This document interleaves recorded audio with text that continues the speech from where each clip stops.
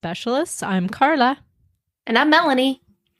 And today we are still continuing on our top 100, and we are talking about our 20 to 11. Yes. So these are our very, very favorite games of all time.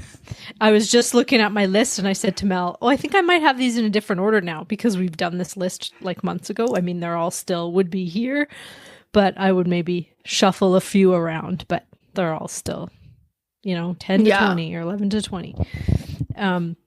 It's interesting when you do these lists because it could literally change from day to day. Just it really can. The mood you're in, what you feel like playing, what you've been playing lately, and so on. But speaking about playing lately, I have got one of my Christmas games to the table. And this one is a 2-player only game, and it's called Lone Wolves.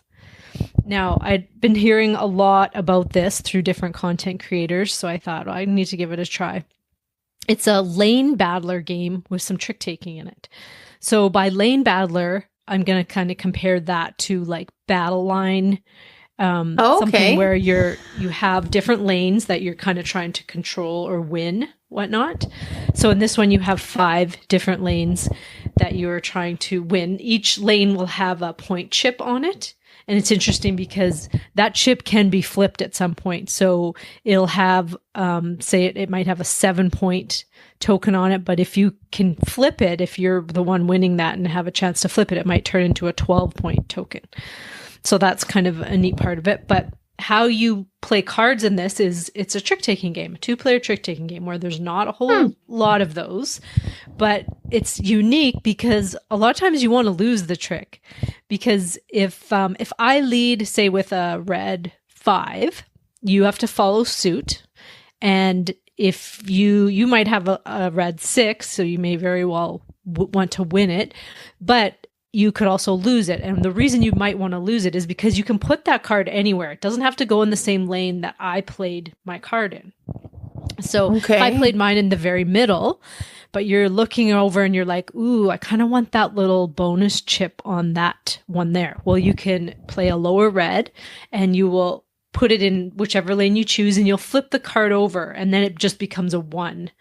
So it's like a lone wolf on the back with a 1. They're all purple, the backs of the cards. So you'll put it down in whichever lane, and then you get to choose one of the bonus chips, not the scoring chip, because there's scoring chips are different. There's always going to be at least 3 bonus chips. One of them is face up and 2 are face down. On the base game, there's another side of this board that is a little bit advanced, but I've only played the base one so far. So you get to choose one of those bonus chips, and then if you choose a face-up one, you would know what it is. But if you chose a face-down one, then it'll be a surprise. And they can vary. They can vary from making you be able to flip one of those point chips. It might let you score points for certain numbers of cards in one particular lane. You might get to let's see, what else do they have there? Looking, I can remember. One could just say literally like an extra 5 points if you win this lane. And how you're going to win this lane is once there's 6 cards on both sides, so like 6 together, then you will kind of score that lane. And whoever has the most cards, whoever has the highest score. So like if I had a 5, a 2, and a 1, and you had 3 1s flipped, I would obviously win that one. And so I would take that point chip and I'd automatically get it. But you may very well have gotten a whole bunch of other points from some bonus chips you had placed there. You might have had one that said, for every lone wolf card played here, you're going to get 2 points. Or for every, what else could it be? That you could have won. If you had happened to have like a 2 or 3 or 4, there's one chip that'll give you points for those. And so it's really unique because you're not just always trying to win these tricks like in a typical trick-taking game, right? You are sometimes trying to lose more than you win in order to win the game because it's got that like area control, but how if you win every trick, you're not getting any of those chips other than the point chips or you won't get any of the bonus chips. So those can really manipulate the game. And it's really fast, plays in probably, 20 minutes. If you really got to know this game, I'm sure you could crack one out in 10 minutes, but it's just so cool because you start, you think, oh, I got this great hand, so I'm just going to win all these tricks. Well, then they've lost most of them, but they have all these multipliers and different things, and it flipped the point tokens that you thought were the high ones, and it's just unreal, and it's really unique. Everyone, I think, should give this one a try. And that's cool. My game played, Lone Wolves. Nice. What about you? What's your game of the week? Yeah, so you know how we often like to pair a movie and a board game and kind of do a thematic day or thematic weekend. Well, we did that recently, and we ended up watching Tremors. Have you seen that? Like, it's from the 1990s. Like, it was filmed in 1990 with Kevin Bacon, and he's so young in there. I probably would have. Yeah. So, super old movie, and it really, like, it's still a really good, entertaining movie. Like, it was a good movie. It didn't look super tacky or anything like that. So, and then after that, we played Terror Below. And actually, it's because I had Terror Below and I wanted to play it. That was like, okay, let's watch Tremor first, and then we'll go play Terror Below. Now, and, because this game is based on, now there's things in this game that I haven't seen in Tremors, but I've only ever seen the first Tremor, and apparently there's like 4 or more of them. So I don't know if some of the other stuff will come up, but with Tremors, what's happening is it's a small community in this valley that has these attacking worms that will attack you. So if you walk on the ground, they can hear your vibration and they come and eat you. So, and everybody's stuck on the roof of these buildings and, trying to survive. But with Terror Below, it kind of plays that. So you have like the location, like the valley on the board, and it's like a shape, like in the shape of an egg. Now that the eggs is where it's a little off because I don't recall any eggs in the movie, but I wonder if 2, 3, and whatever, if eggs come. But you're going to have these different worms that's going to come up, and you see them on the bottom, and you see the target, and you can see where they're going to go. And you can utilize different vehicles. Now, it could be boots, it could be a sedan, it could be a semi-truck. And depending on what you do, that's going to show how many actions you can do. But there's also like bottom action that's going to, the vibration on the ground is going to move the worm towards you. So when they burst out, they'll burst, at a specific location, but you can kind of move them towards another location. So if you don't want them near you, or if you do want them near you, and there's benefit to both. So that, and then you could see in the back, like there's like these little worm standees. Those have no purpose whatsoever. They're just for decorative.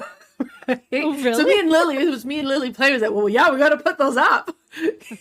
Yeah. So, and then once, like, each of these worms have like a certain amount, once you've put the vehicle cards that matches their card limit, well, then they burst out of the ground. And depending on where they are, and then what pattern they have, where debris is going to come out, and then the egg is going to come out. Now, if you get hit by the debris, then you're going to be part of a battle with this worm. Now, each player has like 3 characters. You can die, but you can also kill them. And if you kill them and there's a bounty for that worm at the top, then you get those points. You automatically get a point, but if there's a bounty, you could get more points instead. So you may want to try to attack them depending, but you want to make sure you have, proper weapons in your arsenal to make sure that you can kill them. And then there's like, because you get weapons, but you also get items, and then most of the items have been hats. And if you have like your lucky hat, well, then you can roll a dice, and if it's between this and this, you survive, you don't die, or different things like that. Now, and every character is represented on the board in a different vehicle, so we each have a little mini car that we're driving around. And as you go around, you're going to be collecting debris because you can't drive through debris. So you have to pick those up. But then the debris is also how you're going to be able to purchase more cards. So there's that going as well. And then you're going to collect the eggs. And then if you deliver an egg on one of the location, you get a point. But then again, if there's a bounty for a specific one that says, okay, if you bring a purple egg at the hospital, you would get 4 points. So that gives you more points. And it's the first player to 20 points that wins the game. Me and Lily loved it. We had such a great time with this one. And yeah, it's just so thematic following the movie as well. It was great. We had a good time with this. Awesome. Yeah, it looks cute. Perfect. All right. Well, let's get into our top 20 here. I'm starting it off. Yes. So my first one is The Magnificent. Now, this is a dice placement, dice drafting game, I would say, with some polyomino in it as well, which is neat because your player board is a big grid and you're going to be placing different polyomino tiles on it and trying to fill up as much as you possibly can.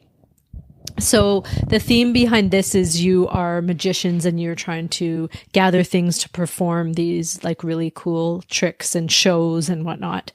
And it's very black with colors on it. So it's, some people might not like the blackness of it, but I find it very pretty because it's sort of just the background of everything. And then all the different shows that you can do are very colorful. And then the dice are colorful. The board has some color on it and the different movement spots are neat. So what you're going to do is you're going to draft a dice and you do start with some action cards. Everybody has their own unique ones that they would start with. Same with their board. It's a little bit unique. And so you'll take a dice and you will place it on one of your action cards. And so you will get to do that at the power of what dice you chose. Now, you might think, well, I'll just choose the highest dice. But at the end of the round, you're going to have to pay for each pip of the highest color of dice. So if I had like 3 red and everything else, I had 1 or 2 different colors, then I'd have to add up those pips and that would be kind of what I have to pay right at the end of the round. And money is pretty tight in this. You are also going to travel. There's these little wagon circle spots that you can go to travel to pick up different things. You can pick up different these little tokens that you can lay on the top of your board, and that one will give you places to place your shows that you can perform. And these shows are going to require different things. A lot of them are going to require certain polyomino tiles that you have placed already in your player board. And if you don't have them, you can't perform that trick. If you do, you can perform that trick, and then you're going to get the bonus, which is what is ever on that little tile. Plus, maybe the show actually shows something that you will get as well. Now, once you perform a show, then you will take that card and place it face down, and that's sort of in your saved section. And then you can put more up there as well. But you do have a chance to move your little tokens around because each of them have a different type of bonus that you may need. Like, I really need money. I need to get this over here so that I can have an open spot to be able to put a different show there that I can perform. Player order in this is important as well, because as you're performing these shows, you will place your little hat on spots, and whoever is higher up is going to be, I think they are the last player, and whoever places it lower down is the first player. So the better you're doing, the last you're going to be in turn order, which is kind of like a catch-up mechanism.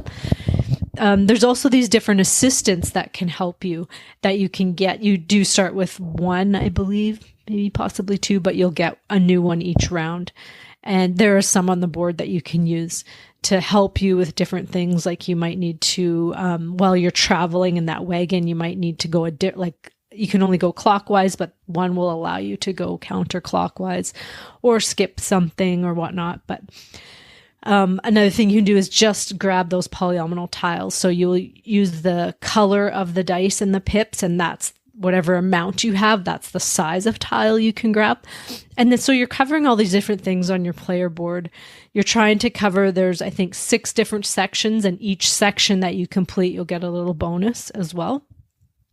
But there's all different bonuses on top or underneath that board as well. So every time you play something, you may possibly get some money or some gems. And the gems are really neat because they can help you adjust your pips. You can use them to, I think you can even use them for money if you need to. They're very versatile. So it's nice to be able to collect those. You can only have, I think, 4 of each color.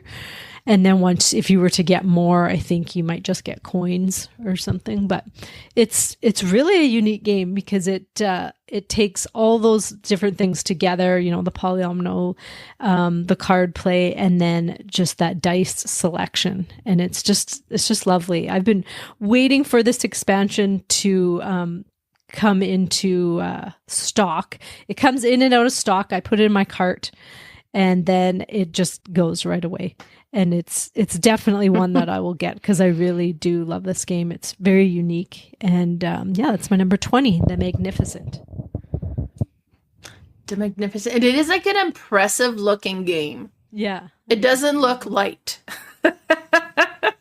No, and it looks probably more complicated than it is, though.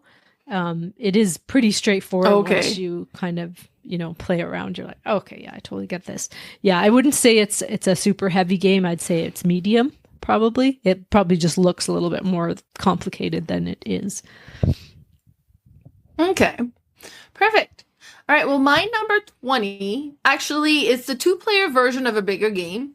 And I had played the 2-player version for a long time, had not played the bigger game until this year. Me and you and other players ended up playing. And that is Le Havre, the inland port. So, and then we ended up playing Le Havre finally. So I have played both versions now. And the 2-player version is still my favorite. And what's really cool about this, like, so first of all, there's tons and tons of neat aspect to this game. Plus, when we played Le Havre, we did a mistake in setting up the game.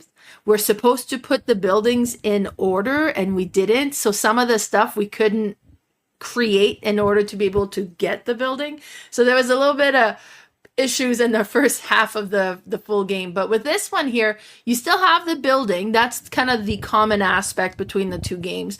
But instead of being buildings around the board, they're around this rondelle, and each player have their own rondelle. And you're going to be trying to kind of upgrade the building so that they go further down. And the further or like around they go, the more powerful your action is going to be when you activate that building. So it's really great for that. You're trying to like get it to become more powerful. However, the other player can pay you $1 to activate and use your building on your rondelle, and it resets it. So you could have been spending all this time to make this or action you're going to do so good. It's going to be so good. Next round, I'm activating it. It's going to be so good. And then the other player does it before you get to. And that can be so frustrating. But yeah, right. You get the goal. But it was like, oh my God, what did you do? So like there's that aspect too. And then if the rondelle ever comes around and catches up to the ones you've been upgraded, then you have to sell the building for half, and you get like half the points or half the money or something. So you don't want to forget them, because they're worth full points if you keep them. So you was like, oh, I didn't really want to do that action, but I have to so I can reset this building. So there's a lot of really interesting decisions to do in this game. I thought that was really cool. Then you have your second board, which is all about your resources, and you have tokens on your resources. And if you go like sideways, it goes up by 1. And if you go up, it goes up by 3. And the way that you update the resources, or the way that you're going to spend it, because you don't want to move your resource so it's all the way to the left, because then if you need 1 resources, well, you can't go any further left to spend 1. You're going to have to spend 3, and then you're overpaying for things. So that's also very interesting. And then some of the actions on your building will move the resources, so you can go over right and up 1. So then that's great. That means you go up 4. So I thought the way that the resource was handled and all the decisions with the buildings and the rondelle, this game is so cool. It is so good, but yes, can create frustration. So if you have a hard time with that and you think this is going to create fight in your love life, don't play this with your partner, right? So, but great game. And that is Le Havre Inland Port. Yeah, it is really cool. I'm actually surprised he didn't reuse this mechanism in another game because it's so cool. Especially like there's a diagonal. If you move up diagonal, then you get a whole whack of points. So, and those are like exactly things. But yeah, I'm surprised he didn't use this again. Or maybe it's coming. Or not yet. Yeah. Yeah. Yeah. Exactly. All right. My number 19 is an older game, and this is an older bag builder, and this is called Orleans. Now, this one is, I still play this game. I play it on BGA, I play it on the table, I play it solo, you can play it co-op. There's so many different ways to play this game, and it is just awesome. You all start with certain characters, workers in your bag, so everybody starts the same. And you will pull out a certain amount. I think it's about 5 at the beginning of the game, and those will be the ones you can use. Now, everybody has the same type of player mat. And then you're going to choose where you're going to place these workers on your mat. So you may choose to get another worker. So you might have to use 3 different colored workers to get another worker. You might choose to get a monk, which is a worker, basically. He can do almost anything, not quite, but almost. And you need 2 different workers for that. You might choose to go travel on this map. And what you're trying to do on this map is travel around and collect goods. And every time you go from one section to another, there's a good there, unless somebody has already grabbed it. You might be traveling on the water on the map, and it's the same kind of thing. Or you might be placing I'm going to say a house. I think they call them something different in the game, but you'll be placing a house. And for every building, house, whatever you have there, it's a multiplier for these little type of special worker people that you collect throughout the game. So that can be big points if you build a whole bunch on this map, and then you can collect these now I can't remember what they're called, but they're just these little tokens. They're not even like the workers that you use in the game. But it's neat because every person that you hire build basically from your other workers, you will be moving up on these tracks. And so the tracks are kind of a race too, because you're racing to these special workers, people that you want to gather. You're racing to get points sometimes or different things on these tracks. You are also trying to get more castles, which are like combat people, which there's no combat in this game, but those will allow you to draw more workers out of the bag. So each round then, instead of 5, I can get 6 or 7. So I have more people to work with to do more things. There's so much going on, but it's still like a very, I would say it's still a streamlined game, especially the base game, because once you've explained how it all works, everyone just kind of plays at the same time, unless you are fighting for spots on that map. There's also this, what's it called? I want to say beneficiary board, which is where you will place some of your workers that will stay there for the whole game, but they will give you little bonuses like money or goods or something that you might need quickly. And that might be the only way you can do it. You can go to another spot to build these buildings, and those will give you unique abilities throughout the game, possibly some end game points, but I think most of them are just like other bonuses or other worker placement spots to go to just for yourself. There's so much to this game that I don't feel like it has been replaced. You know, it's quite old, and usually when a mechanism like this has surfaced, then someone makes it better. And I don't think anyone's done that in this type of game yet. There are some really good bag builders, but this one is very unique, I think. And that's my number 19, Orleans. Yeah, Orleans is great. I've only played it the one time. I bought it, but I bought it secondhand. And when we sat down to play it, I was missing some of the chips. So I was like, oh no. So it was unplayable. So I called the guy I bought it from. I got the components that was missing back now. And now I just need to take the time to sit down with it again. But yeah, great game. Great pick. All right, my number 19. Now, I'm cheating a little bit here. I'm including 3 games in one And there's a reason for that. And my number 19 is the Century Trilogy. Now, there's the Golem with like the fancy crystal-y bits, but I have this one and I love this one just fine. You have Century Spice Road, which is a deck building game. Then you have Century Eastern Wonders, which is more like an area control on a map game. And then you have Century A New World, which is a worker placement game. And I'm including all three together because you can actually combine elements of all of three of these games and make one big game. Now, if I was going to pick one, the second one, the Century, what was it again now? Eastern Wonders is my favorite. Yeah, that one is my favorite with the map and then moving around, and I love it. Now, you can, though, as I mentioned, kind of combine all three, and it kind of makes it like a bigger Euro game. I haven't done it yet. I have watched tutorial on it. I want to do it. I just need to be able to sit down and play the game that way. And all the three elements put together.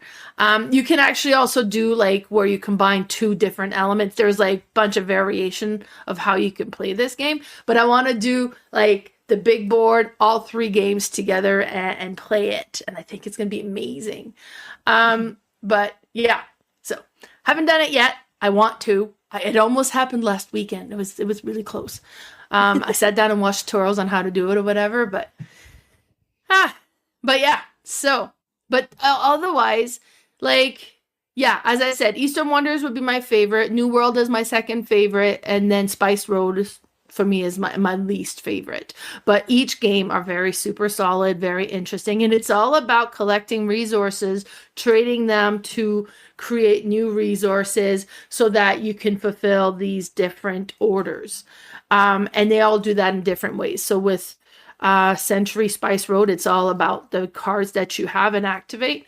With the new Eastern Wonders, it's all about moving on the map to get to the specific location to activate what's there so that you can collect trade resources, and then get to the port so that you can fulfill the orders there.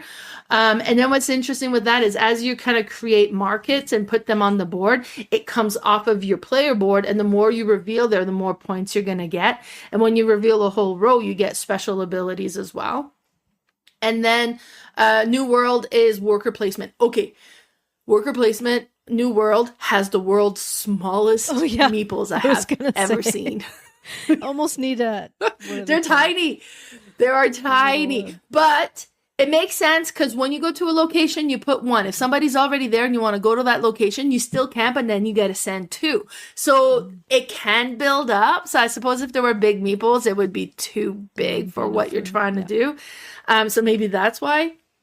But what's interesting with the New World is as you play, new tiles come out that gives you new location you can go and visit. And that depends on what you kind of complete with as you play. Now, we didn't shuffle the game very well the first time we played, and we did a whole game where no new location came out because they were all at the bottom. So shuffle everything really well the first time you play. But yeah, otherwise I think, and then I want to point out too, each game comes with their own set of plastic bowls that holds everything. That alone is like worth the game because they're like such neat little component containers and so good. But yeah, the Century series is just amazing and I absolutely love it. And it's my number 19. Yeah, I like it too. I have the first and the third, and I have played those two together, and they're neat. I do like it. Ooh. All right. My number 18 is a fair building game. It's called Unfair, and you are building an amusement park. Now, there is another version of this game called Fun Fair, which is there's no take that in that game. This one gives you the option of both. So you can play it with no take that, or you can play it with it. I am not one who loves that mechanism of take that, but in certain games I do. And in this one, I do like it because you are building all your different rides and attractions and things. And other people can take some of your hired workers. They can close some of your rides down for a round. They can make you lose some upgrades on them. And because you're just building, it's a basically a card game, and you're just building these cards, which are each, an attraction or an upgrade or whatnot. And so you're just trying to add to each of these rides or attractions and have as many different upgrades as possible, because the higher number of different things you have on one ride, it's just going to multiply points more and more. So it's sometimes better. You can only have, I think, 5 actual rides or attractions. Sometimes it's better to just build a couple and just build them up really, really high and have lots of different things on them, because as people take things or make you remove things, then it gets, you're going to lose some stuff.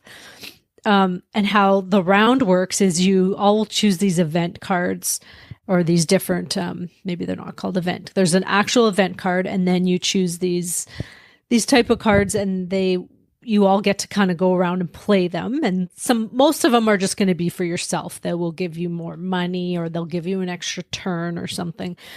And then you're going to go around and do actions. And there's only 3 actions, I think, in the round, unless you have that extra action, which is 4.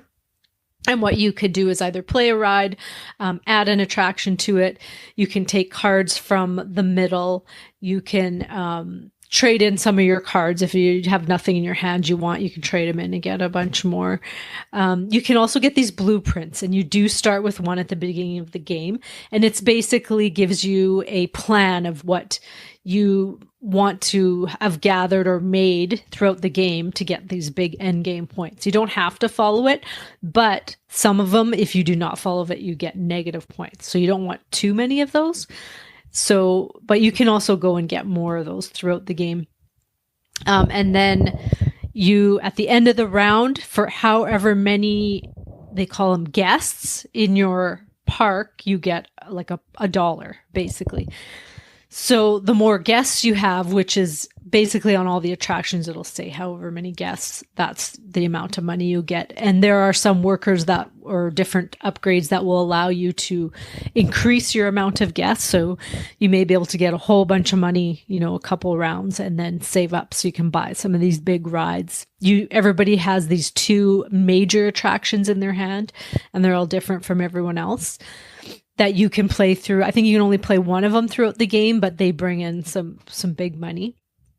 And the neat thing about it is this game comes with, I think the base game comes with 6 different themes. So there's like mafia, there's dinosaur, there's space, there's, what else is there? There's Western.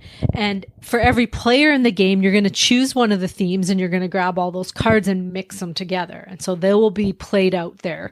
And you don't just have to play one theme. You can have a whole bunch of different themes in your park, but you get to choose what's going to be involved in that game. And they did have like a couple expansions with different themes. So I think I have all the different themes that you could play with, but they all kind of have unique things about them. Yeah, it's really neat. And there's an alien one too, I remember, and robots, and yeah, all different things, but they're really cool, and they change up the game quite a bit. But it was like, I think this has dropped. I think I would have probably had it closer to maybe my top 10. I just haven't got this one played a lot recently, but I still do love it. I love my Tableau builders, and that's my number 18, Unfair. Nice. Yes, you've talked about this one lots. I still haven't played it, so I am intrigued. Really? My number 18 is one that the kids enjoy playing quite a bit, so then it was easy to play. Plus, it's one of those games that ended up in Dollarama, and I was telling everybody, like, go get this, and that is Downforce. Downforce is such a great game. And yeah, my boys race dirt bikes. They're motocrossers, so then a racing game, they tend to enjoy those, and they're a lot easier to get played in my household. So we've played this one a lot. Now, what's really interesting with this is you're going to be first bidding on your racers. So we're going to flip a racer color, and they'll be like, okay, so green, and then a special ability. Green has the ability to change the order on the cards, and then you're going to go through your cards, because the racing cards have all been distributed at that point, and you're going to pick one that has green or not on it, and what's going to happen is everybody flips the card over, and the value assigned to the green on that card is how much you're bidding in millions, I think. Something like that. So, and then it was like, okay, great, you got it. You paid 5, so you would take down on your little sheet that you've paid 5 for your green racer. Now, everybody has to have one vehicle, but if you play multiplayers, more like, because I think there's 6 cars, so if you're playing more than 6, a player could own multiple cars. And then, so you're bidding until everybody has a car. Then you race the car. So when you're bidding on the cars, you're going to look at all your cards. Okay, well, I've got a lot of cards that have big numbers for yellow. So I'm going to try to bid for yellow, right? Because that would make sense. And then on your turn, what's going to happen is you're going to pick a card and you're going to play it. And all the cars that are on that card will move forward for the value you have assigned to it. And it goes from highest value to lowest. So then maybe it's blue moves first by 4, so you move it by 4, and then orange moves, and then black moves, and then red moves, and then yellow was not on the card at all, so that one doesn't move, and so on. So, and you're going to be doing that, moving these cars along, and then on the board there's a yellow line, and when the first car passes the yellow line, you pause the game and you bid on who you think the winner is going to be, regardless of if it's your own car or not. And then you'll be like, okay, I think black's going to win. He's really far up there, so I'm going to put that I think black's going to win. And then you keep going, playing, moving these cars along. Now, you get some corners that get really tight, so it goes for like down to like 1 lane. And if blue car's in there and then yellow car's behind it, it can move by 4, but blue is 2 spaces ahead, it can only go up 1 because it gets blocked. So you can block each other out. And that will happen lots as well. And then you'll pass the next line, so you bid again, then you pass the last line, then you bid one last time, and then whenever the one car passes the finish line, then that's first position, then you get the second position and third position, and so on. Now, you will get a prize for the placement depending if you own the card. So if you own the first position card, you get so much money for that. Now, if you own the second position card, you get money for that, and so on. Last few positions, I don't think pay out at all. Then you're going to also score for your bid. So if the car you bid on in the first segment ends up in the top 3 position, then you get a certain amount of point or money towards, depending on what you bid. And then you're going to tally up all of your bids and all of your prize money minus the money you spent for the card that you bid on in the beginning. And then whoever has the most money wins the game. It's really neat. Like, it's like bidding on racing, but it's such a fun game. We absolutely love this one. It gets to the table often. It's great. I've gifted this to bunch of people, especially when you could find this game at Dollarama for $5. I paid like 30 secondhand for mine. So, but great game, lots of fun, and that is Downforce. Yeah, it's such a great game. I'm glad it got into the Looney store. It's not the same quality as our, like you said, your $30. It's very close, but it's pretty close, and it's not necessary to have a high quality one for this type of race game. So it's just perfect. If everyone could get a $5 Downforce, then that would be awesome. Yes. All right. My number 17 is it my favorite? It's not. It's your number 17. Well, no, the type of game it is. Yeah. I just have to make sure here. Yes, it is my favorite abstract strategy game, and that is Azul. And I love abstract strategy. I don't have a ton in my list. Only, I did have quite a few. But as much as I love this category, I only get to play this basically me and John. Like, I don't really bring this out a lot with game groups and whatnot. But I do love it so much. And this, I think, comes from my childhood of playing chess, growing up playing chess all the time with my brother, chess and checkers, and, a little bit of, what's it called? We never played Othello, but we played different, can't think of the name of it now, but played no, not Go.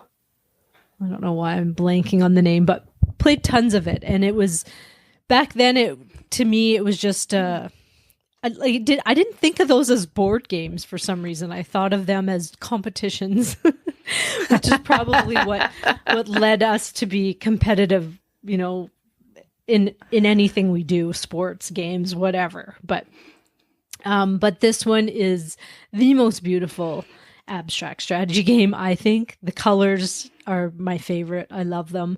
And the play is very, very basic. It's very, very easy to learn. And I used to think it was, you just played one way, like everybody's trying to do the same thing. Until you play with a bunch of gamers who have played this a lot, then I started to realize, oh, there's a whole new depth to this game. Because it's not just about what you're doing, it's about what everybody else is doing and what they need. And do I need this more than I allow them to have that? And so once you start thinking that way, you sometimes will take draft tiles in order for someone to have to take like 4 or 5 tiles that they can't even use. So those will all go down to their negative points. You are basically, the theme behind this is you are building up a, not a stained glass window. That's the second one. You're building up mosaic tiles. And then once you have filled the line on the left side, you are allowed to move them over at the end of the round. If you've not filled it, you have to wait until you have filled it on a following round. And then you will score them for every one that is beside it orthogonally. So if I plunked one right in the middle of 4 tiles, I'd get to score all of those. And different lines, if I had, the whole line, you're going to score for whatever vertical or horizontal you have. You're also trying to collect one of each color in each row. You're trying to make columns, also trying to make rows, but columns are worth more points. And it always seems to end where you're so close to being able to do this, and I almost got all that, but it just you can never be perfect in this game. And I think that's why it just keeps coming back, because I'm like, next time I'm going to do better, next time. But it just keeps me coming back. There's a solo mode to this, so I play that a lot on the table, especially in the summer, out on my deck. And I just love the feel of these nice chunky acrylic tiles. They're just beautiful and so smooth to touch and play with. And they have a little travel version of this game that I had bought to take when we travel. And it's really nice too. They're obviously smaller tiles and not as good of quality as the big game, but I do have all the versions of this game except for that second one, but I do love all of the versions, and I can't wait for Azul Duel to come out. It is cool. It's going to be different too. They said it's a little crunchier than the base Azul, which all the other ones have been. They've kind of been a little bit more each one that's come out, but I can't wait for this next one to come out. But I do love Azul, and that's my number 17. Yes, great game. This is like one of those classic that just fits in everybody's collection. Yeah. Nice. All right. So my number 17 is one that I played with you. I taught this to you a while back. And this is one of the games that's just been on my top list for as long as I've been into modern board game, because it's just so good. And so it's Champions of Midgard. So this one is just so satisfying because you have the worker placement, you have the battles, you have the dice, you have the resources that you got to consider. And it just all works together so well. Now, I've played this for the first time with the Valhalla expansion, because every time I play this, people are telling me that, oh, this expansion is a must. I will not play without it. And I finally did play with that expansion, and it was good. It did introduce some interesting aspect of it, because if your dice die, you get a little something that you can spend somewhere else. So how do I put this? I could be nice about it, but if you're going to whine about your dice dying, then at least you get something, right? But to me, that doesn't matter to me that your dice die. It's part of the game. Oh, no, great, they didn't succeed or whatever. And I like that aspect of it. So would I play with the expansion again? Sure. Will I go out of my way to buy the expansion? Probably not. Do I like the base game? Yes, I still love the base game of Champions of Midgard. Now, unpopular opinion, probably for sure, but I'm not big into expansions. I think the base game just does it really well, and it's great just as it is. And if you want the expansion, great. If you don't, great. So, but yeah, so you go around collecting resources, and you'll be collecting dice, which are going to be your warriors. You're going to be collecting wood. You're going to be collecting gold and food. And then you can send your warriors to go and battle the monsters that comes to the village. And is it an ogre? The ogre that will attack the village each round as well. And if you don't, if somebody doesn't beat that one, then everybody gets shamed. So you want to make sure that somebody ideally will beat it. But if somebody beats it, they get to assign their shame to somebody else if they want. Well, you're going to do that. And then, or you can go across the sea, build a ship or borrow a ship, because there is public ships available as well. And then you're going to make sure that you bring in food to last the travel. And then hopefully this travel is smooth, but you might come across something in the travel and you lose some food, or you lose some warriors, or you come across a kraken, and then you're going to get to the big monsters, and then you're going to have to try and defeat them, but they give you more points and gold and, and so on. So, and if you defeat monsters in the 3 different colors for every set of the 3 colors you create, that will give you extra points. Then you got special goals that'll give you extra points as well. It's just really good. This is such a great game. I love it, and that's why it's my number 17, and that's Champions of Midgard. Awesome. Yeah, that is a good game. All right, my number 16 is my favorite Vital Lacerda game, and that is The Gallerist. This one you were playing as gallerists, displaying different types of art in your gallery, whether they be in your showroom or your...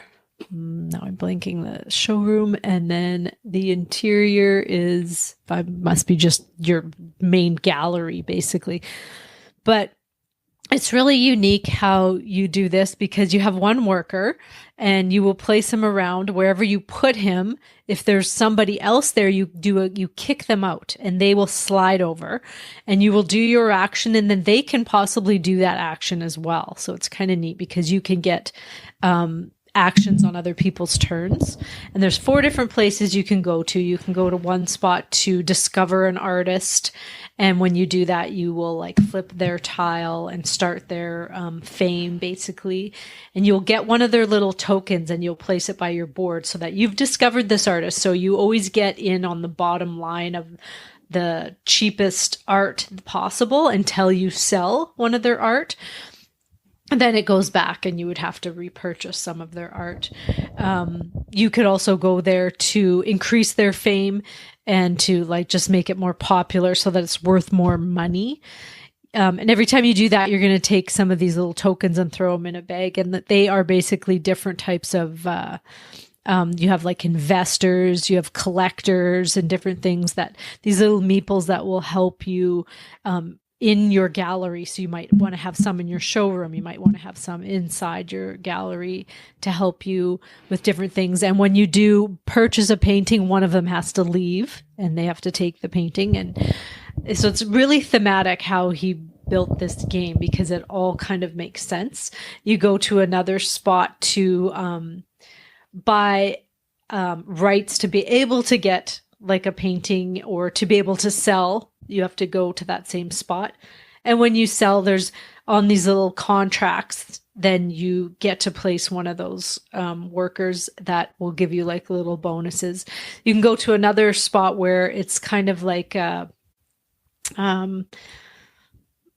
an auction, but you are trying to kind of an area control place where you're going to go and you're going to place these meeples and try to win area control in different columns at the end of the game. Because if you do, you're going to get to take this free piece of art that's going to help with your collection of different pieces at the end of the game.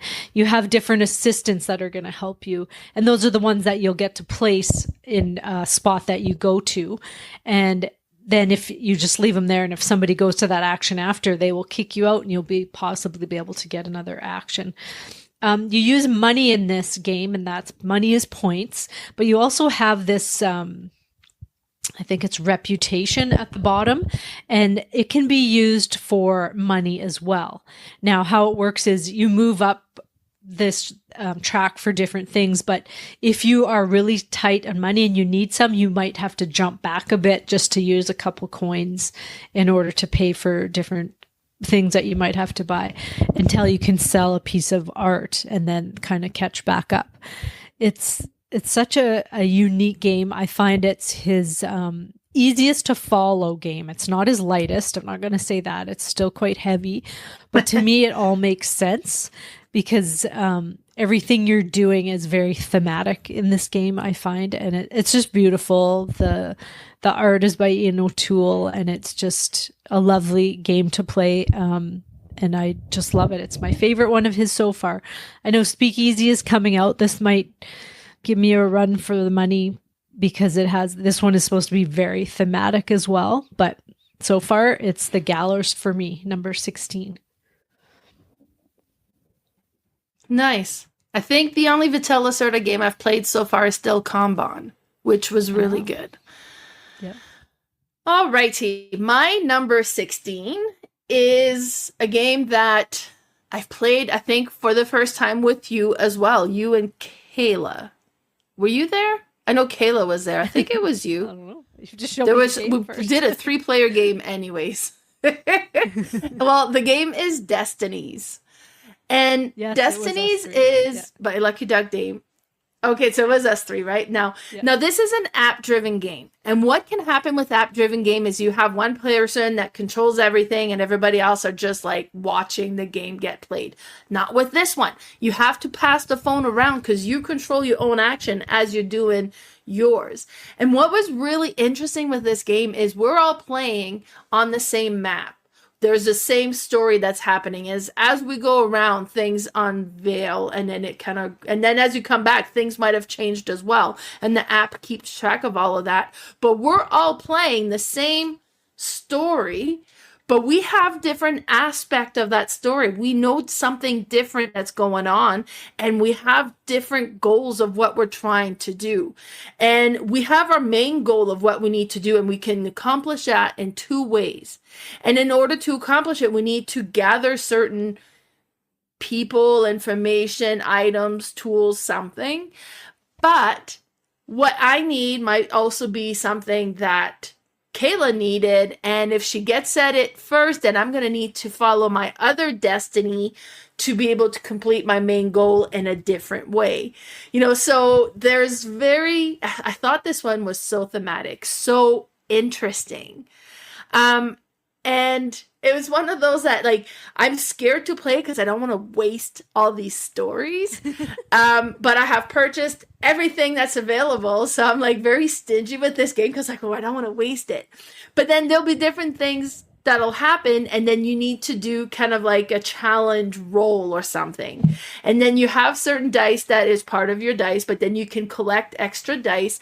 And what's going to happen is if you're doing, like, an agility skill test or whatever, you're going to roll, and depending on the number that you get, it's every token you have that is below the number you got is how many points you get towards your skill testing or whatever. And then you would input that into the app, and the app will let you know, like, oh wow, you did really good. So throughout the game, you're going to try to move those tokens lower so it's easier for you to roll and get the highest number of tokens points as you can. Honestly, like, everything about this game is amazing. The way that the box is all sorted with lids and it's so well sorted, amazing. The app is great. The little minis in there are great. The story is great. I like everything about this. And because of this, it made me back Dark Quarters, which I hope arrives sometime soon. That's probably my longest Kickstarter. But it's a whole other one where you're, like, in old New Orleans trying to solve crimes. So I was like, okay, great. I want this as well. So this one, Destinies, I just really, really enjoyed this game, and I've got so much like expansions from it that I've got plenty to keep me entertained, but I'm scared to waste them. Yeah, this one is good. I've played a lot with John, but now I'm like you. I kind of want to save some for like with you and Kayla or something, because I know like he likes it, but I don't know if he likes it as much as like you guys like it. So it's like you just want to save it for someone who appreciates it.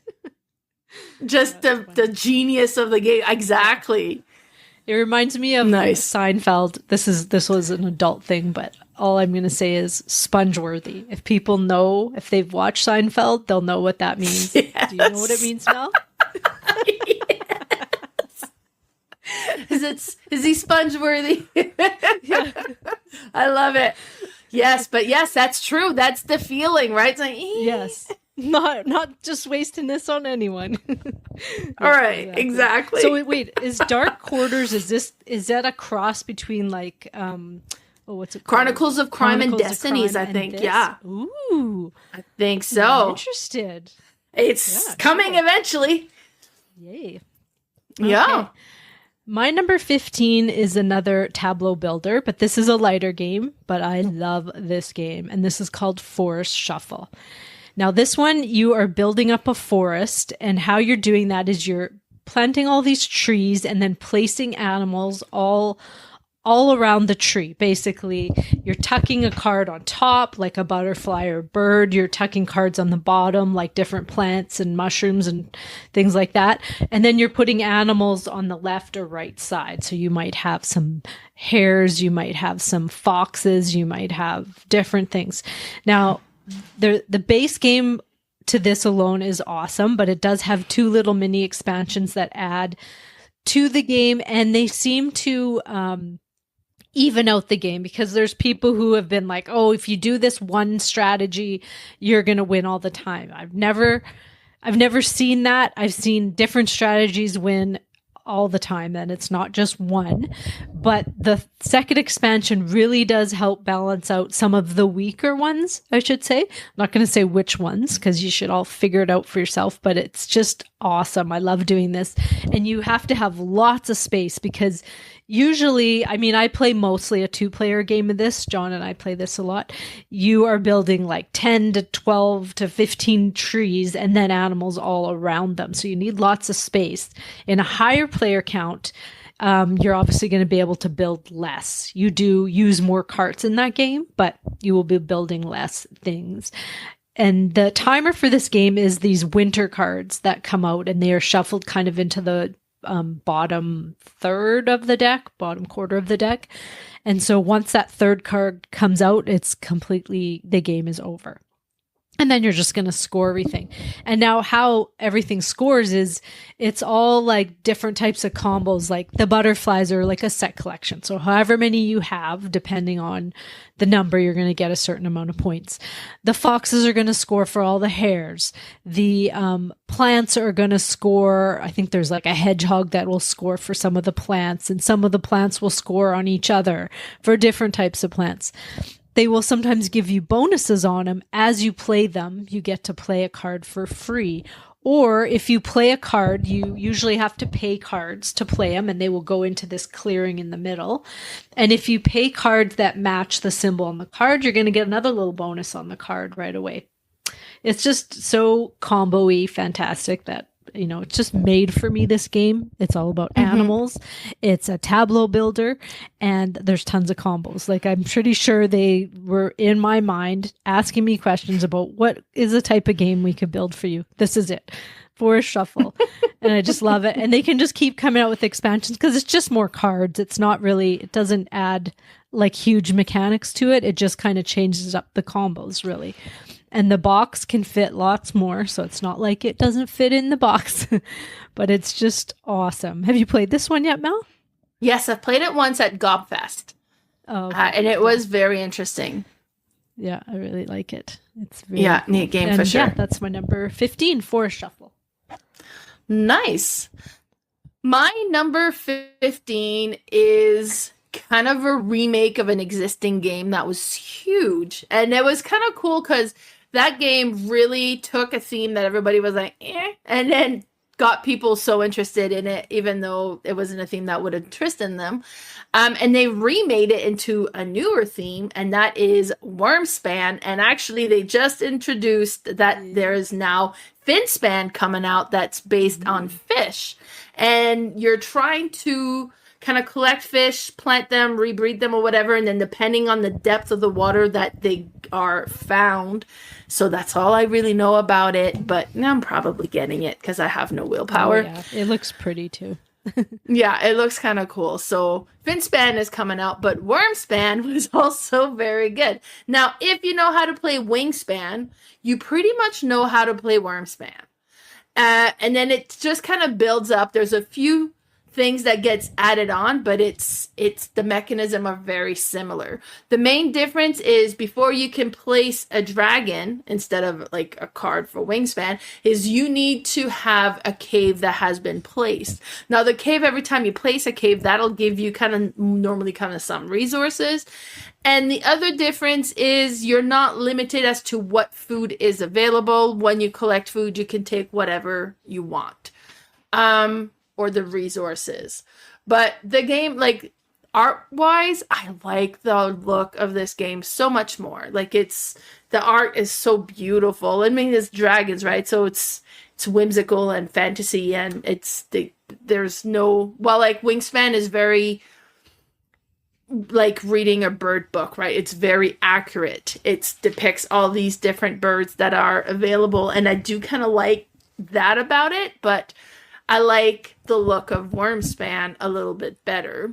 But then it's it's not based on anything. It's all created. So I'm really interested to see how Finspan kind of compares. But this game is so neat, and because of so many people already familiar to it, it's easy to get to the table. It's easy to get people interested in trying it, and it's a lot of fun. Plus, we got the upgraded component, which are great. But even the base component with those shiny gold tokens, and then they're shimmery, and then have like a scale design to it. It's so cool. And then you have the middle board that you kind of go around that'll give you different abilities as well. That reminds me a little bit of Asia with that board that you place things on as well. But it does have where you have the different goals for each round, and whoever kind of fulfills that goals gets points, and then you can kind of have second place or third place and so on. Or maybe you just kind of completely forgot about the goal like I normally do and score nothing for that. But great game. So much fun. And yeah, easy to get to the table. Yeah, this one's awesome. This was my number 40, so it's a crossover, just not on the same list. Yeah. Yeah. All right, my number 14. Some different numbers. 14. I wrote weird numbers on my... I hope I entered it right here. No, I wrote on my sheet 20 to 11, but after 16, I have 15, and then I back up to 16. There's my problem. Oh, funny. Okay. So we're good. Just wrote numbers funny. Okay, so my number 14 is the White Castle. Now, this one is a small box, well, I guess medium box game, but it packs a punch. This game is full, rock solid. You cannot, there's no air left in this box. Now, this one is a dice drafting game, but it's kind of worker placement too. It's very unique. You draft dice from this bridge, and it's this beautiful game board with different places to go, but these little bridges are over top of these ponds, and this is like a whole action there. But you're going to draft a dice, and you're going to either place it, you're going to place it in one of the worker placement, dice placement spots. And wherever you place it, depending on the pip that is underneath it, if you have a higher one, you're going to collect money for the difference, or if you play a lower one, you're going to have to pay.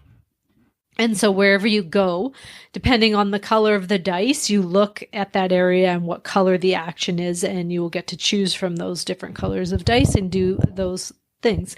Now, what you're trying to do is you also have this player board and you're trying to remove different workers from your board. You're trying to remove gardeners,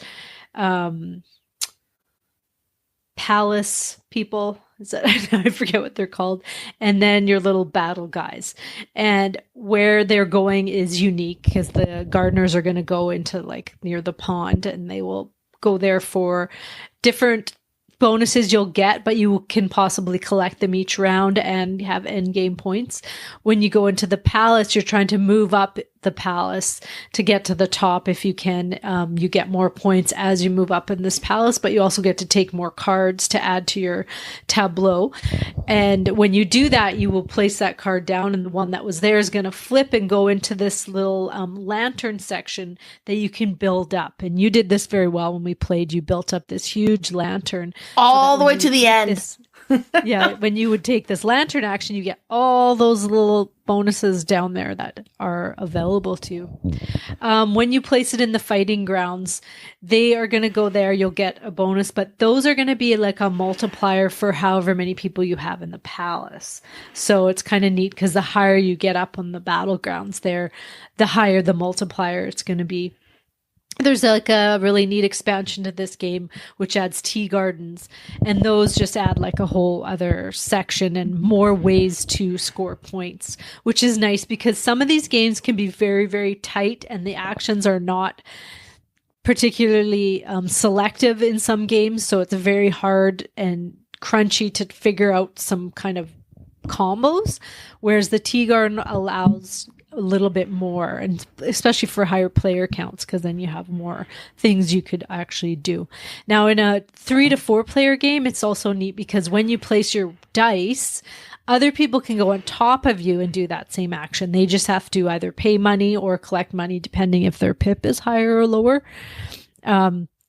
Turn order is important in this game too, because if you have moved up this one track, if you're the highest on that track, then the next round you're going to get to go first. And it's always nice to have first crack at the placement spots to go to.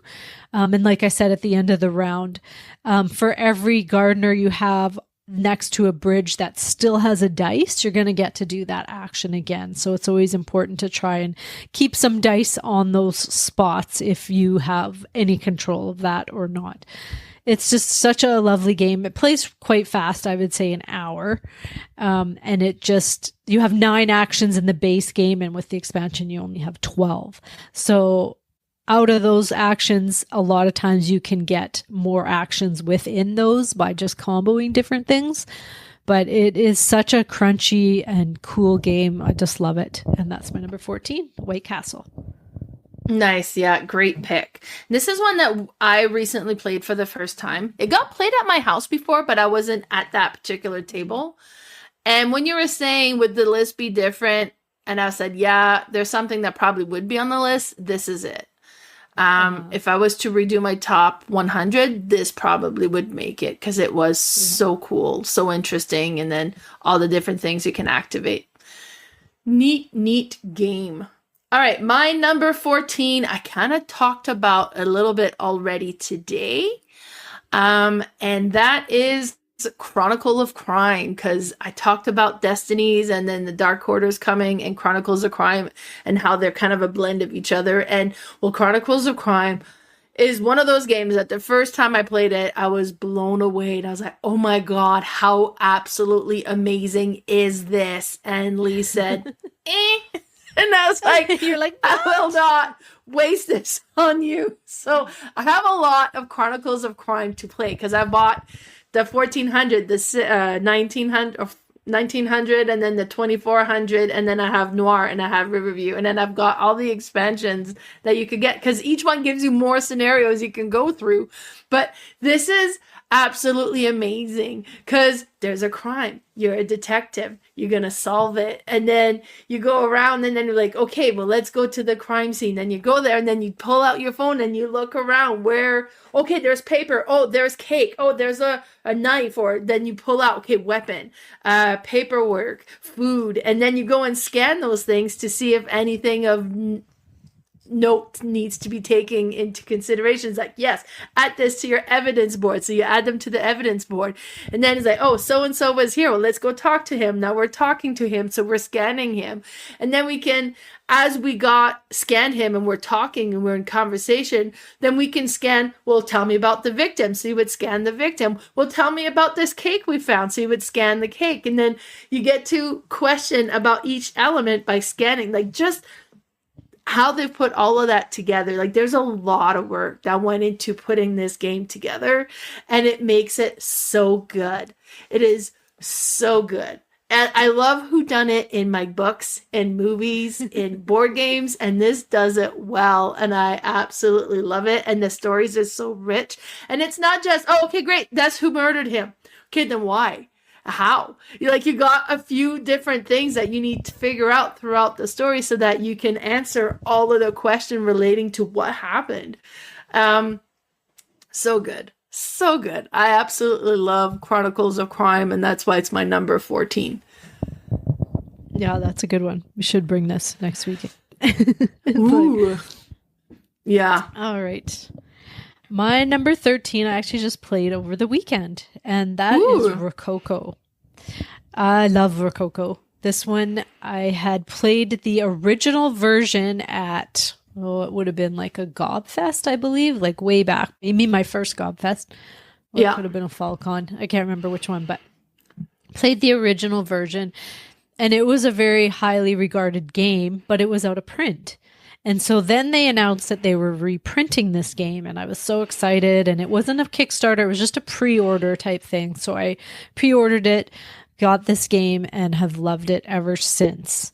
This is a game about you are making dresses and frocks for Louis the, I don't know what number. Louis the Eighth, or XV. What is that one again? 50. XV, that'd be the 9th. Yeah. The 9th. Okay. Oh, XV. So, no, 15th. Yeah. 15th, yeah. Because X is 10, so V is 5. Louis the 15th. He is, you're designing dresses for him, and basically you are choosing to either sell these dresses for money or to rent them out. And when you rent them out, they will be worn by someone in these ballrooms. And there's 5 different ballrooms in this game. And so they're like an area control type thing. You're trying to get as many that you can in each room, basically. But how you do that is it's kind of like a deck builder. You start with, we all start with the same cards. Basically, they might differ a little bit, but you get to choose from your whole hand 3 cards, and so you'll take those in your hand, and the rest will just go face down to the left of your player board, and those will be your choices for next round. And so with these 3 cards, you're going to choose from apprentices, journeymen, and masters, and each of them can do unique things. The masters can basically do anything, but apprentices can do different things. The journeyman can do a little bit more than the apprentices, and like I said, the masters can do everything. You can hire other people, and if you hire someone, you're basically getting another card into your hand to be able to use that round, which is nice. So that can increase your actions that round. You are going to the shop to buy different types of fabric, lace, and thread that you need to make these dresses and frocks. You might go and actually make one of these dresses and frocks. And like I said, you have to choose. Am I selling it for the money? Money is very tight. So a lot of times at the beginning or maybe near the end, you need to sell a dress to get some big money. With the little expansion, there's like a jewelry expansion that when you do fund a dress and rent it out, you can purchase the matching necklace or what is the other thing? The necklace and... Is it a watch for the men's frock? Now I'm blanking what the men's one is. But anyway, so you will purchase those, and what those will do is if you match the color, you get to pull out a free fabric out of the bag, and they act as income at the end of the round too for each piece of jewelry you have. The other place you can go to is just collect the first player marker, which will give you $5, which is nice because a lot of times when you choose the first player action. That's all it is. But this is nice. It gives you a little bit of money as well. And turn order is important in this game because a lot of times you have all this fabric for this particular dress and you're like, I need to get there first because I see that person has a bunch of fabric, which you don't see what types they have because you have this little, what are they called? Just a little, a holder for your fabrics that just face you. I mean, they can see when you've chosen it, but you may not remember what everybody has. And so you need to get to that dress before somebody else makes it. Another thing you can do is fund decorations. So funding decorations are kind of all over the board. Some important ones are income ones where you can fund those and then you'll get $1 for every other funded decoration you have, or you'll get $1 for every dress you have rented out. There's different types of decorations like on each of the ballrooms that will help you with area control there. There's also these fireworks at the top that you can fund, and they are quite expensive. But if you have one funded at the end of the game, if you have a dress just below those fireworks, you're going to get to slide it up, and that will be a multiplier for your dress because each dress is worth points as well at the end of the game.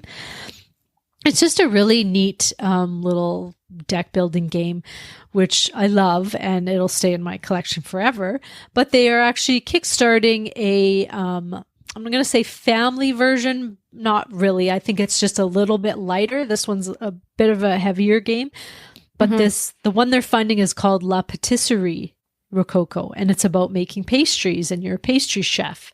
But it's using the same deck building mechanic in it. So it looks really cool and unique too. But no, I do love Rococo. And yeah, that's my number 13. Very nice. I haven't played this one yet, so this is one that I should try sometime. Oh, yes, yes. Yes. My number 13 is a game that I had heard about so much, so much, and had never played it myself. And I was like, I really feel like I should play this. How can I say I'm a gamer if I haven't played this game? And this is one that Travis felt the same, and he played it. And every time he played it, he hated it, but he still think he should like it. And that is Five Tribes. So Five Tribes is based on a Moncala mechanism. And I now understand what that means since I've played Moncala recently. But it is such an interesting game. So the way that it works is you're going to create this board, and on each board you're going to have meeples, and I think it's 3 meeples that you add to each one. And then you're going to bid on the play order to see who goes first. Then once, because sometimes if you see a move, you're going to want to bid to go first so that you can get it before somebody messes it up. But then what's going to happen is you're going to pick a board, and you're going to take all the meeples that are in there, and you're going to move from that tile to another tile that's going like orthogonally, and then leave a meeple behind at each location until you get to the final tile. And the final tile has to has a matching meeple to the one that you're leaving there last, and then you get to activate that action based on the color of the meeple that's on your last move. And based on what's there and how many other meeples of that color is on that location, how strong that action can be. You can go to the market. You can kind of gather a new, I call them genie. I know they don't call them genie, but they look like genies, and that's a lot easier to say than the other gins. Yeah. Or genie, you know, whatever you want to do.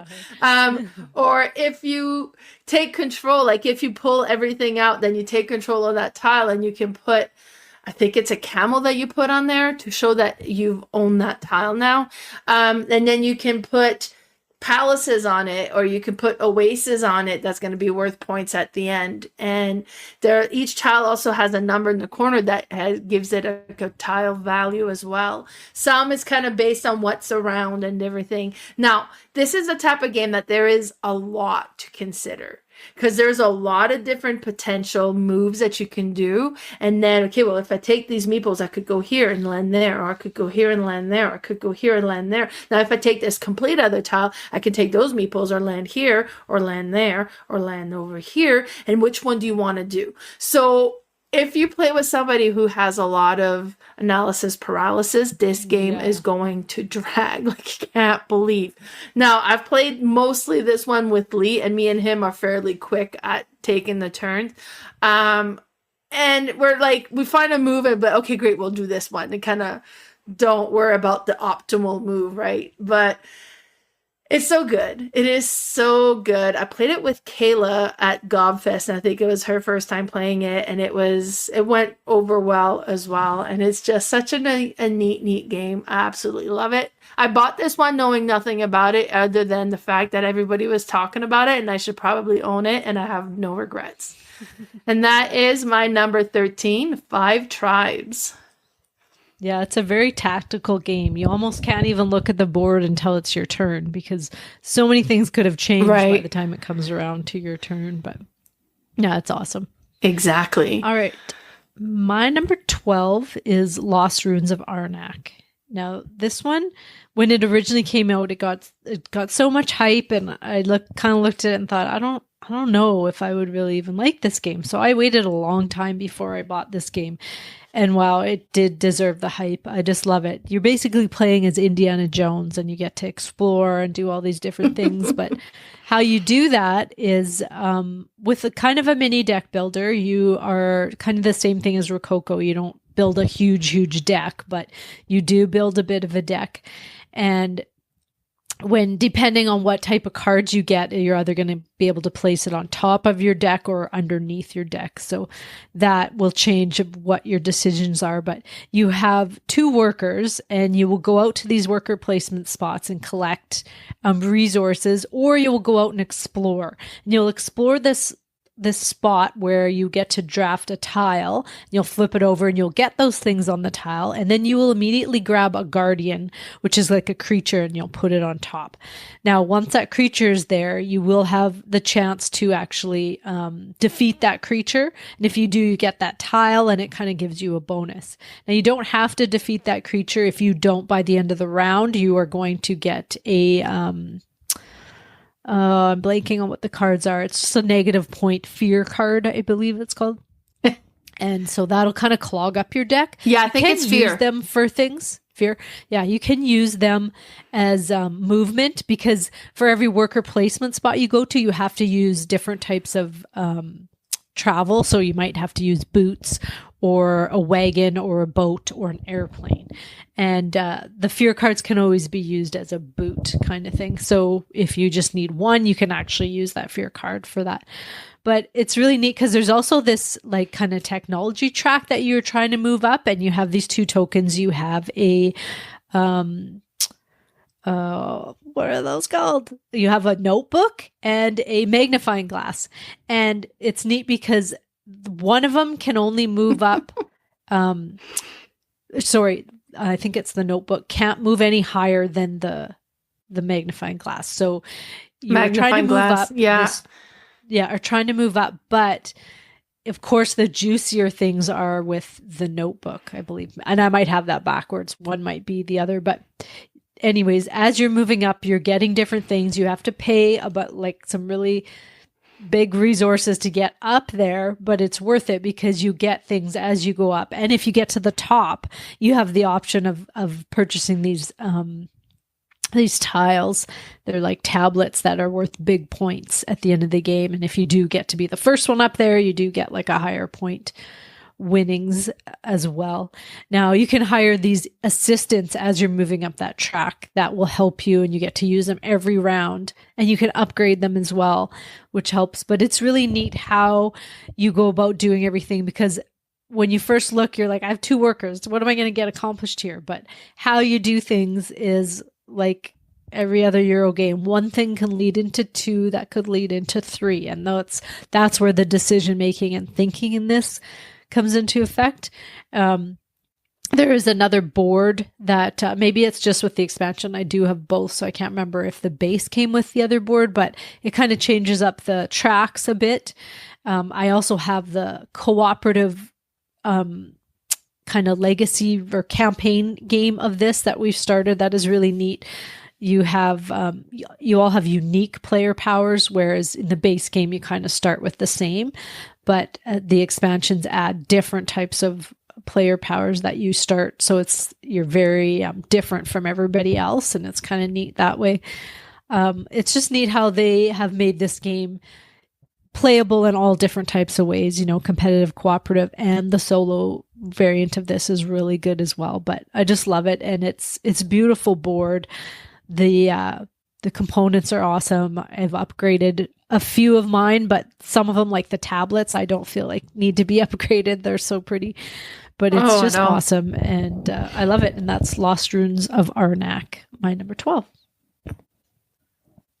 Yeah, that's a great game. The first time I played it, I was like, wow, everything in the kitchen sink. There was so many different mechanism and different aspect and different place you could concentrate on that was like, sheesh, how much can you fit in this game? But yeah, right, I guess. But it works. It works well, and it's a great game.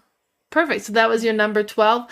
My number 12 is an older game. They've done a reprint that is beautiful, but I still like my version, and I'm going to show the pictures of my version, and that is Ra. So Ra is a Reiner Knizia game, so it's about bidding, basically. And what's really interesting is you're going to start with these big tokens that have these numbers on it, and then there's one in the middle of the board. Now, the first one that starts is a 1.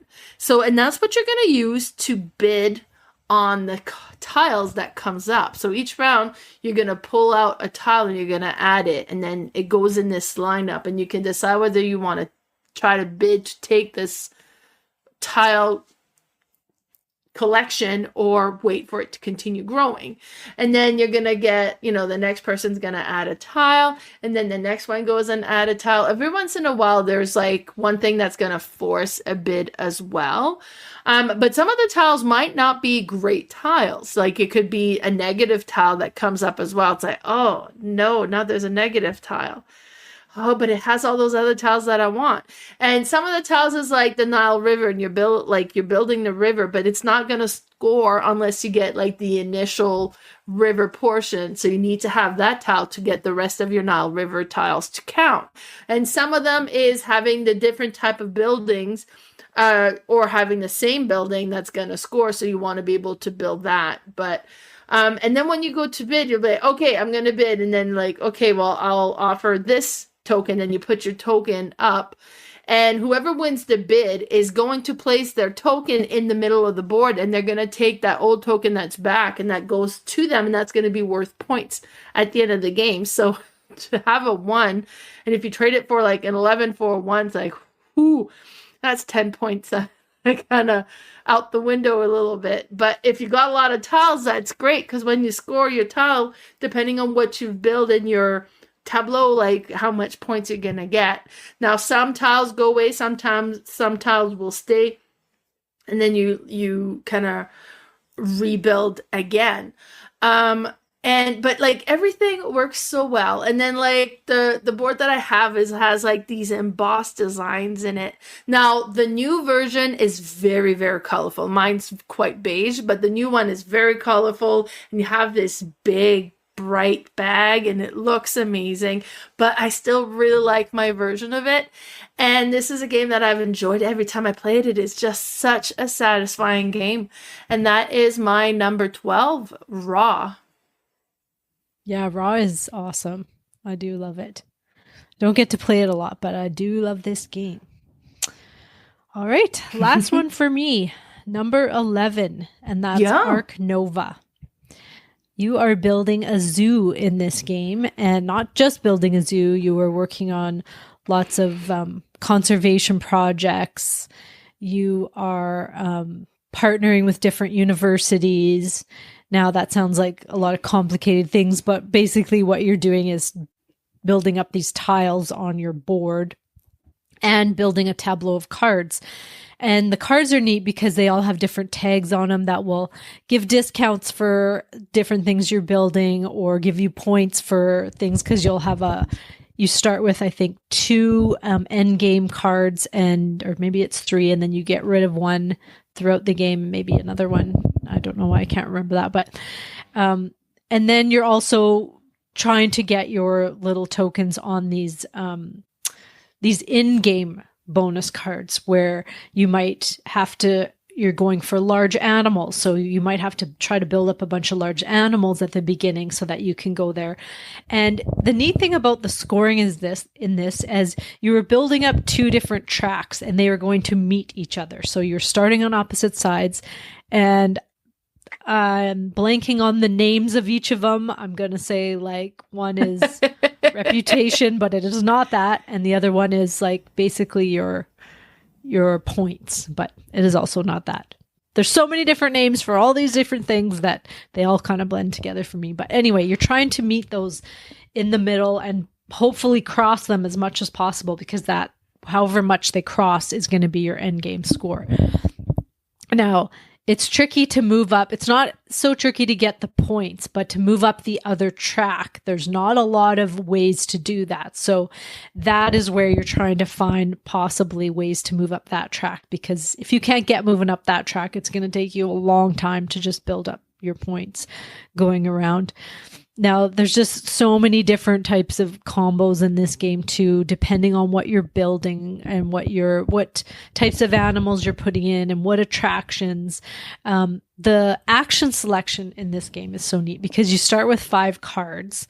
You'll always have 5 cards, but you all have the same type of actions, and you'll place them underneath your player board.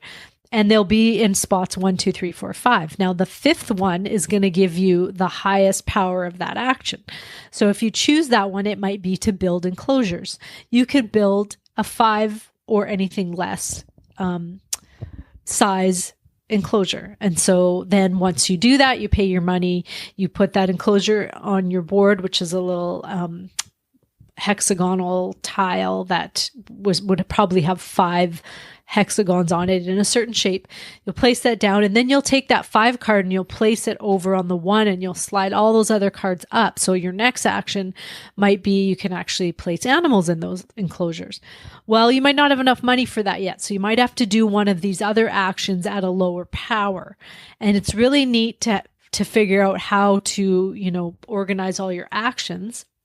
And sometimes it just doesn't work out. What you need, I need 1 more power to it.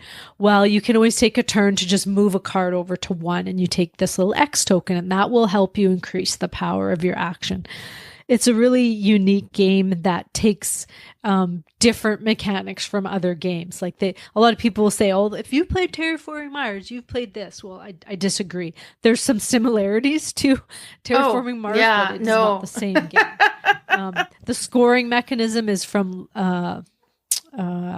Rajas of the Ganges, where you have to meet for that end game scoring.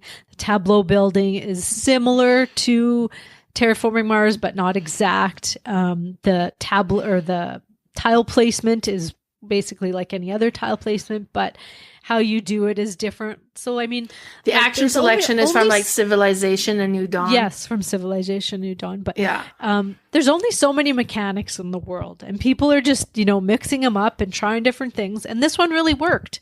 It used a whole bunch of different mechanics, but put them together like this, and it made a beautiful masterpiece, I believe. And that's my number 11, Ark Nova. Yeah, I really enjoyed Ark Nova. I've only played it the one time. I have purchased the game since, and I haven't played it again because I'm scared to. And that's because it was an hour, 15-minute teach from somebody who had played it again and again and again and again. And I'm like, and now I have to teach it? How long will it take? And I was like, okay, I need to play it again with people who knows how to play, because I am scared to try to introduce people to this one just because that was such a long teach. It was by far the longest teach I've ever come across in a game. But it was neat enough that I was like, yes. Yeah. I don't know you'd want to introduce it to new gamers, this one. This might scare them away from board games altogether. No, but it's just awesome. True. Yes, it's great. All right, my number 11 is a game that I've played at FallCon for the first time. And actually, our friend Murr taught it to me. and it was such a great game. I bought it at the auction. I played it again at Car Treat, and it is still such a great, amazing game, and I love it. And this is Tinner's Trail. So it's a Martin Wallace game. I think it's my top Martin Wallace game. And there's just something about it that just works so well. Actually, I played it with Roberta Taylor, and she was like, oh my God. And she was like, okay, do I buy it? Do I not buy it? She was really impressed with it as well. And then what this one is about is it's like older Europe, and you're building mines, and you're digging for silver and copper. But as you're digging for all of this, water moves in and makes it more expensive to dig.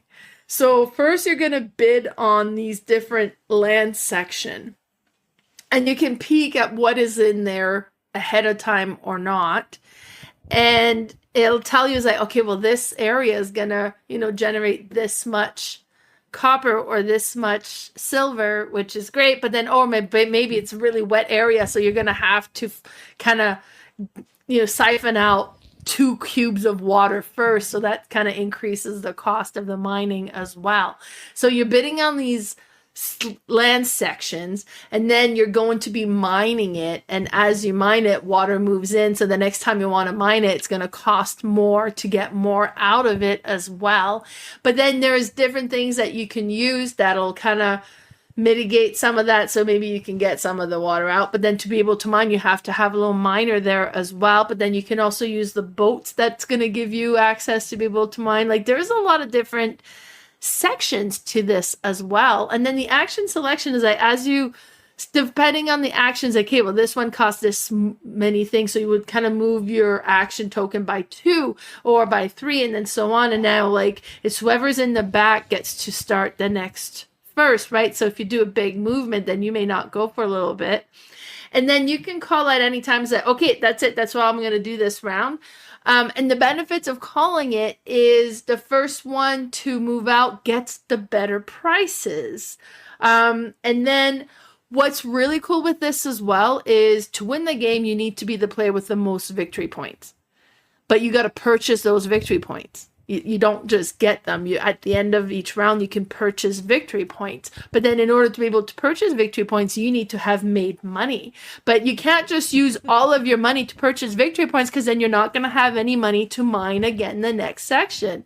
So it is so clever. It is so neat. And then the price of the silver and the price of the copper is kind of set at each round. So it might not be like, oh, great, I've got all these mines that make copper, but copper is worth almost nothing now this round. Or, so there's that to consider. Like, it is so good. Like, it's a very economic game, area control a little bit, like in bidding, and like it combines a lot of great aspect in a game, and it works so well. It's an amazing, amazing game. I absolutely love every gameplay I've done of it, and every time I've played, I was like, we need to play this more. It is so good, and it is so good.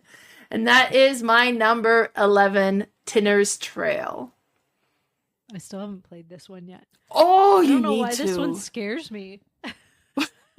You've just talked about Ark Nova. This one's a piece of cake after that one. Some economic games just actually scare me, and I think that's from what is that one called? This one that I hated. I can't remember. It's an older, long, heavy economic game that I just hated. I'll think of it and talk about it next time. But so anytime I see something similar to that, I'm like, oh, and for me, it's like, I mean, I'll play anything, but something that's 4 hours, if I could possibly hate it, it's like, I don't want to waste those 4 hours of my life on something. But the Tinner's Trail doesn't play that long. Oh, it doesn't? Okay. No, it doesn't play that long, or it doesn't feel like it does anyway. So maybe a couple hours, but no, it's so good. It is so good. Ark is the game that I like. Okay. I have never played that one, so I couldn't tell you how it compares. Yeah, but I would like to try the card game version, but I haven't. I think you have it and Cherry has it. I think I have it, yeah. And then I went to learn it, and then like everybody's like, okay, settle in. This is good. I was like, oh, I think so I packed it up and I was like, I'll learn it some other time. Yeah. I think it's quite a bit lighter than the big game, but yeah. Okay. It was not for me, that one. But all right. Yeah, I should try Tinner's Trail then. Nice. For sure. Well, that's our 20-11. Now we have 10 games left. That's it for our top 100. We will most likely be breaking 1 week for. We are going to a retreat next weekend, basically, a mountain retreat. Our friend is turning 40. And 30 plus 10. Right, 30 plus 10. And we're going to be there for basically 3.5-ish days, 3 to 4 days. And we're going to be playing games and possibly some snowshoeing, skiing and walking and lots of eating, I'm sure. And but mostly games. We'll be playing games all day, all night, sleep a little bit. Now we're planning on live streaming some of that. So definitely keep an eye out for that on the YouTube channel. So and could maybe just video some if it's not live streamed, possibly. True. Yeah, I might just video them all and then just put them up at some point. Yeah. Yeah. But yeah, keep an eye. It'll be on there. We'll be recording some live plays anyways. Or yes, for sure. Playthroughs. Yeah. Playthroughs is what I'm trying to say, because it might not be live, but playthroughs. Yeah, and maybe even just some footage of us playing some games or doing whatnot. But I can't wait. It's going to be so fun. We've talked about this for years, doing something like this, and we're now doing it. So I'm excited. Yeah. Yeah, that'd be great. But until then, where can people find you? So you can, first of all, do make sure to join our Discord. We've been very active there. It's been great. So lots of chit-chatting. You know what? I got to say, I am jealous of Matt and his lunchtime board game playing. I know. I want to work where they work. Yes, every day they post what they're playing on their lunch. It's like, their lunch break. And they both work there. 2 of our listeners work there and they get to play games at lunch. Like, what kind of place do they work at? I work from home by myself, so it doesn't help. And I have a short lunch. But yeah, so be sure to join our Discord. There you go. And then you can find me on Instagram. My Instagram is Mel's_boardgame_room. I also have a Facebook page called Mel's Board Game Room, and my YouTube channel, where we'll be posting some of the videos from that weekend retreat, is Mel's Board Game Room. Now, how about you, Carla? Where can we find you? I'm on Instagram at boardgamespecialist, all one word, and I have a Facebook page called Red Deer Board Game Fanatics. Well, that's it for this week, but stay tuned for our playthroughs or caps from our super cool weekend next weekend. Yes. But until then, thank you all for listening, and bye for now. Bye, everybody.